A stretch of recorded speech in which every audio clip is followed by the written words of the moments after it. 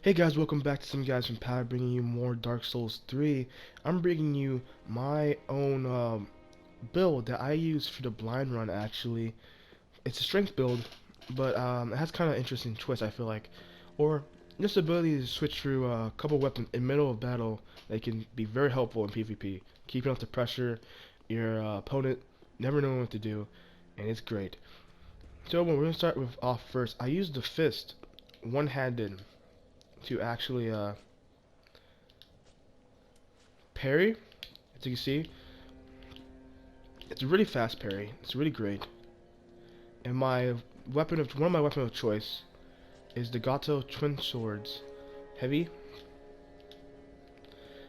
And what's so great about these is that they're fast.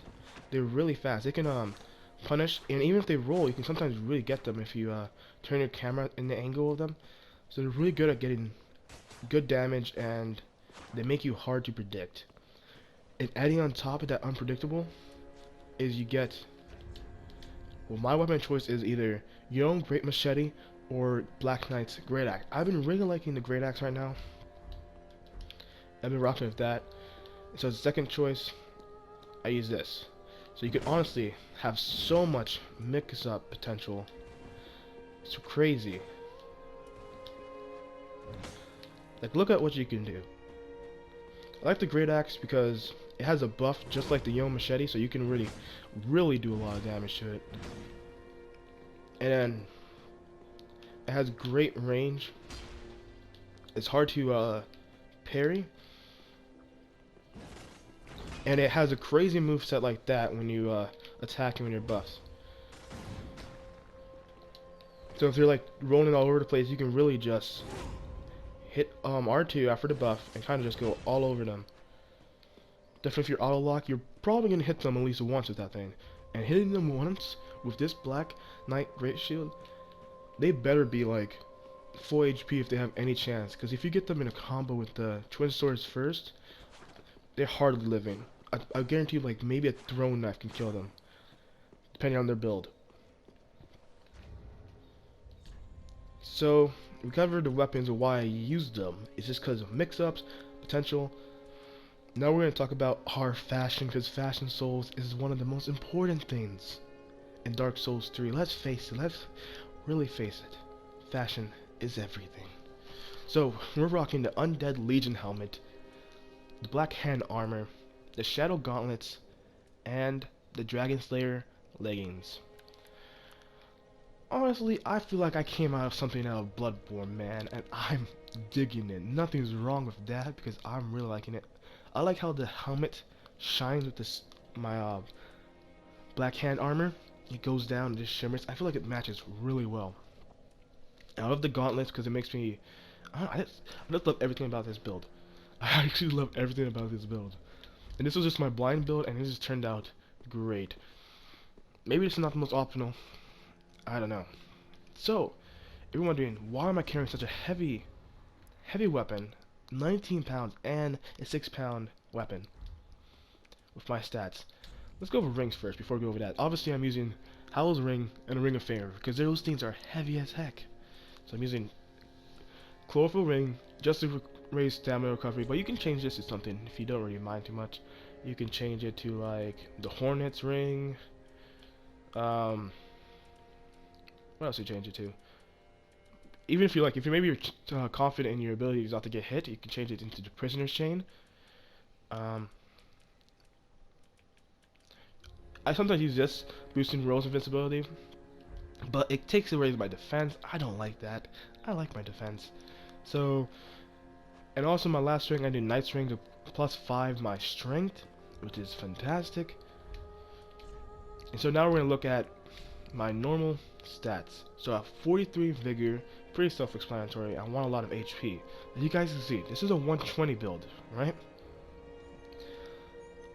I'm not even 120, and this build is pretty much complete. So for the last 3 points, I'm thinking to put in is probably just HP to put it at 45, and the last one, I'm just gonna throw it either in intelligence or faith.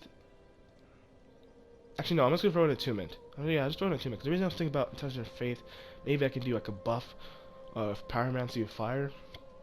See how that goes? No extra damage never hurts, you know? And that's what I'm going for. So then I have 40 endurance. It's hard caps. Don't go higher than 40. Really no point. I checked like 2 levels and the stamina goes up nothing. If it goes up by anything, it's like maybe like 1 or 2. Really not worth it. After 40. Vitality is 25. This is actually very, very much optional. You might not need to go 25. Definitely if you're not like me who wants to kind of switch around weapons in the middle of battle just to keep the mix up. So let's say if you just want to use the twin swords. Look at that, now I have 42. You can go down your vitality a lot. You can respec by a lot. And what I would do if I only wanted to use these, you know, I was going to respec, I'll take down a lot vitality maybe to like, hell, maybe even neutral, you know? Maybe neutral, and put it into HP to be 50, and honestly, I don't know what else to do with it. You really don't need to be 120 for a strength build. Definitely pure strength. And I guess I would throw it into my intelligence phase so I can use the buffs.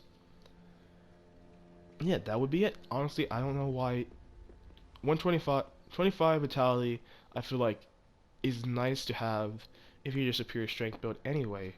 Because at 100, you kind of already have the stats that you need and want. Like vigor, endurance, and strength. I guess what you could do, if you really wanted to be that guy, is up your strength to naturally to 50, and then you don't have to use the ring, you can shift it to something else. You could. That's very much an option if you're not going to use all that vitality. Heck, I'll do it. But, as of right now, I don't need to, and I love my Black Knight Axe. And it's great. Now we got that covered off, and you're probably like, okay Raymond, you're all talk, that's cool, but show me some PvP videos.